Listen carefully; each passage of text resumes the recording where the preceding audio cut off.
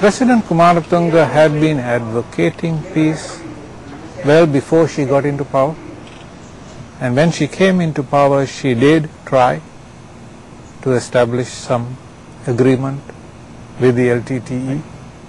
We requested the government of Sri Lanka to lift the economic embargo on our people and to address their urgent humanitarian problems.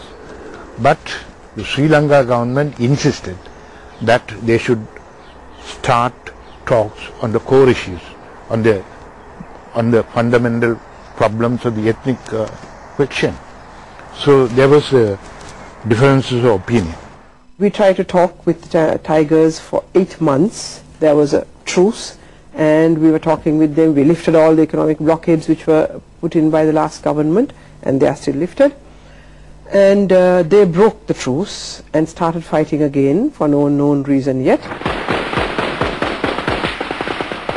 The war now resumed more intensely than ever. In 1995, government troops occupied the Tiger stronghold Jaffna. President Kumaratunga hoped military success would force the rebels back to the negotiating table, this time on her terms. Victory appeared to be in sight. I request every citizen to celebrate our victories calmly and peacefully. The war effort was not or never will be against the Tamil civilians, but against a ruthless group of terrorists who do not want peace. We must in no way harass the Tamil community by word or by deed. Tens of thousands of Tamils were ordered to leave the Jaffna Peninsula by the retreating Tigers. Many died in the fighting. Tamil refugees inside Sri Lanka now numbered well over 500,000.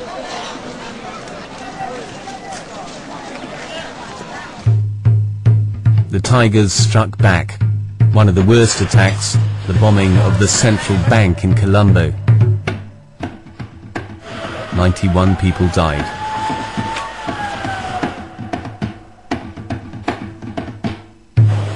Outgunned on the battlefield, the Tigers resorted to guerrilla warfare and suicide attacks.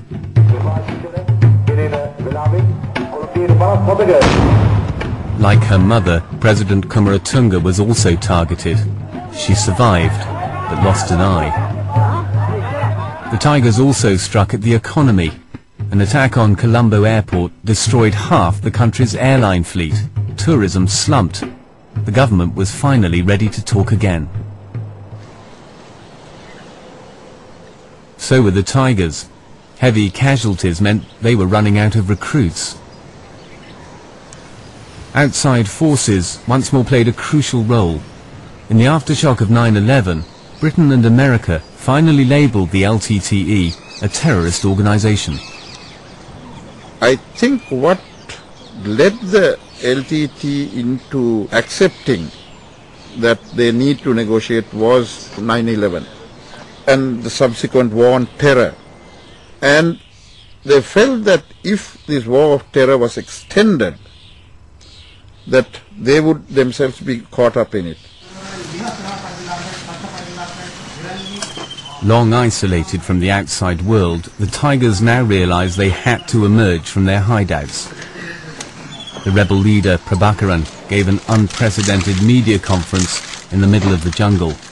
It was, he said, time for serious negotiations. We have impressed upon the international community that we are seriously and sincerely committed to peace, and we were prepared to negotiate with the government to arrive at a political settlement. At the first talks in 7 years, the Tigers dropped their demand for a separate state. A historic handshake.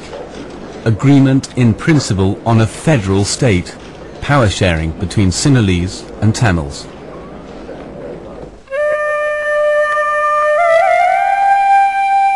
Two years later, the ceasefire still holds, but the talks are suspended. Intense political rivalries in Colombo have undermined the peace process.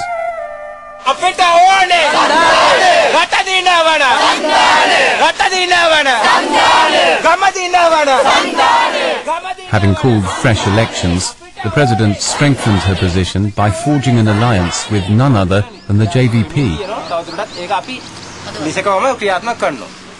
Still vociferously anti-Tamil, the Maoists have renounced violence and are trying out a new tactic instead: power through the ballot box.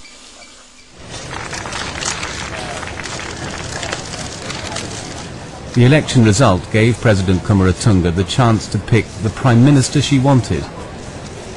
But for the peace process, the outcome looked ominous. Because of the election results, Sri Lanka is in for a very uncertain time, because without a party with a clear majority in Parliament, it's very difficult to push forward any reforms. The JVP are quite critical of the LTT demands for federalisation or any sort of more forms of devolution. So because of that, recently the LTT has withdrawn again from the peace process because it sees that the main party in power itself is not clear about what stand it should take in the peace process. Several months have gone by since the elections. The Tigers say they won't resume talks until the government changes the agenda. LTT's position is that the talks must go stage by stage, and the first stage should be to address the urgent humanitarian needs of the people. So we want the interim government proposal followed by talks on a permanent settlement. In regard to the interim administration, their proposals, if you look at them, they have the trappings of a state, and no responsible Sri Lankan government can possibly accede to those proposals. But in fairness to Sri Lankan government, I must say that the President has been prepared to look upon them as their maximalist approach and to discuss them as a precursor to the main settlement itself. A couple of weeks ago, another ominous development. 8 Tamil men shot dead in the suburbs of Colombo, members of a breakaway faction of the rebels. The Tigers accuse the government of encouraging the split in rebel ranks. For now, the ceasefire is holding, just an achievement in itself after the loss of 65,000 lives. But with talks suspended indefinitely, the threat of a return to war hangs heavily over the people of Sri Lanka. Ordinary people in Sri Lanka are principally victims of this whole nasty process. Their sons and daughters have been killed in combat and in terrorist incidents in some cases. The economy has been more or less wrecked. A very promising economy has been wrecked by the need for defense expenditure by the government and the need on the Tiger side to appropriate resources to wage the conflict. The election results clearly demonstrate a preference for an end to this, for an accommodation, for a negotiated settlement of some description on both sides. So I think the majority of the people of Sri Lanka have a reasonably constructive attitude towards this, but they are all trapped in this unpleasant mess.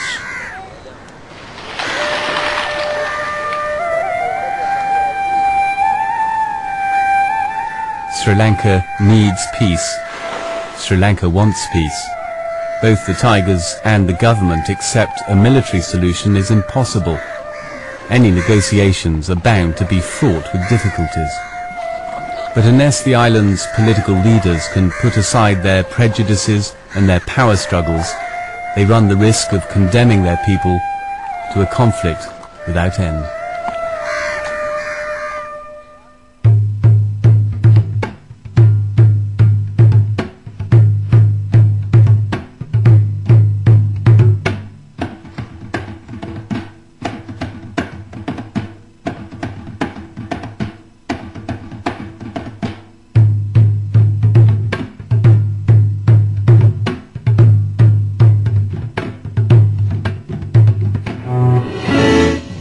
Next week, Hotspots is